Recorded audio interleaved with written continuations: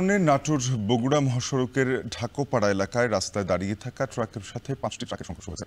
এতে আহত হয়েছেন অন্তত 4 জন। নাটোর বগুড়া মহাসড়কে বন্ধ রয়েছে যান চলাচল। এ নিয়ে আরো জানাতে নাটোর থেকে যুক্ত হয়েছেন সহকর্মী মাহবুব হোসেন।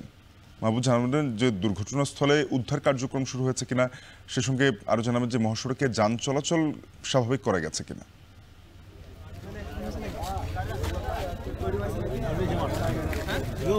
জি শাফিন, আপনি যেমনটি বলছিলেন, আজকে 6টার দিকে যে ঘন কুয়াশা ছিল, সেই ঘন কুয়াশার কারণে নাটোর বগুড়া মহাসড়কের এই এলাকাটাতে যে ডাল সড়ক এলাকা রয়েছে, এই ডাল সড়ক এলাকায় একসঙ্গে বেশ 6টি ট্রাকের সংঘর্ষ ঘটেছে।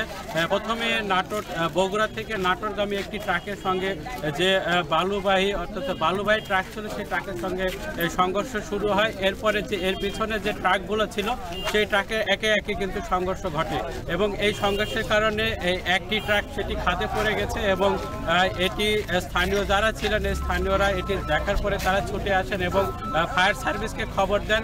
ফায়ার সার্ভিসে আসার পরে এই ইতিমধ্যে 6 জনকে তারা উদ্ধার করে নাটোর সদর হাসপাতালে তারা নিয়েছেন এবং সেখানে চিকিৎসা দেওয়া হচ্ছে। তবে নাটোর বগুড়া মহাসড়কের এই রাস্তার মাঝখানে ট্রাকটি পড়ে থাকার কারণে কিন্তু এই মুহূর্তে যান চলাচল বন্ধ রয়েছে এবং এটি হয়তো সরানোর পরে তারপরে যান চলাচল স্বাভাবিক করা সম্ভব হবে।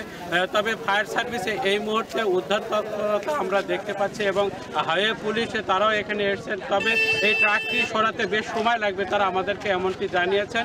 এখন এইটি কতক্ষণ নাগাদ সরাতে সময় লাগবে সেটি কিন্তু সেভাবে নিশ্চিত বলা যাচ্ছে না। তবে এই ট্রাকটি না সরানোর কারণে কিন্তু এই পাশটাতে দেখতে পাবেন যে এই ট্রাকটি না সরানোর কারণে কিন্তু এই মহাসড়কে যান চলাচল স্বাভাবিক করা সম্ভব হবে না।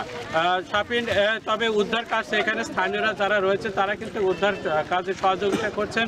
ফায়ার সার্ভিস এবং যে হাইওয়ে পুলিশ রয়েছেন তারা কিন্তু এই উদ্ধার তৎপরতা চালিয়ে যাচ্ছেন। তবে এই যান চলাচল স্বাভাবিক করতে অনেকটাই সময় লাগবে বলে তারা আমাদেরকে এমনকি জানিয়েছেন এবং রাস্তার যে দুই পাশে রয়েছে, এদিকে নাটোর এবং এই পাশটাতে বগুড়া থেকে যেসব যানবাহন এসছে, এইসব যানবাহন কিন্তু এখন রাস্তাতে আটকে পড়ে রয়েছেন। তবে এতে করে কিন্তু যারা যাত্রীরা রয়েছেন তারা কিন্তু যে গন্তব্যস্থলে যাওয়ার জন্য তারা কিন্তু সেভাবে যেতে পারছেন না। এতে করে কিন্তু যারা অফিসগামী রয়েছেন, যারা বিভিন্ন জায়গায় যাবেন, তারা কিন্তু ভোগান্তির মধ্যে পড়েছেন এবং এই যান চলাচলটা স্বাভাবিক না হওয়া পর্যন্ত কিন্তু মহাসড়ক স্বাভাবিক বলা যাবে না বা সেটি সম্ভব হবে না। শাফিন, এই ছিল নাটোর থেকে আমার কাছে সবশেষ তথ্য। নাটোর বগুড়া মহাসড়কে সড়ক দুর্ঘটনায় বন্ধ রয়েছে যান চলাচল, এ নিয়ে জানাচ্ছিলেন সহকর্মী মাহবুব হোসেন।